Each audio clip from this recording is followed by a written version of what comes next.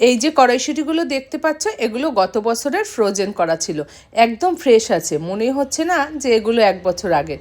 তো এবছরের নতুন কড়াইশুঁটি ফ্রোজেন করার আগে এগুলোকে খেয়ে শেষ করব।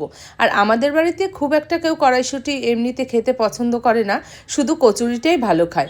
তাই নতুন কড়াইশুঁটি আবার ফ্রোজেন করার আগে পুরনো কড়াইশুঁটি দিয়ে আজ বানাচ্ছি কড়াইশুঁটির কচুরি। তো এখানে আদা আর লঙ্কা দিয়ে পেস্ট করে চিনি, নুন আর হলো ভাজা মশলা, এটা হলো জিরে ধনে একসাথে গরম করে ভেজে গুঁড়ো করে এর মধ্যে দিয়ে নেড়েছি। আর পুরোটাই কিন্তু ঘিয়ে নেড়েছি, তাহলে গন্ধটা বেশ ভালো হয়।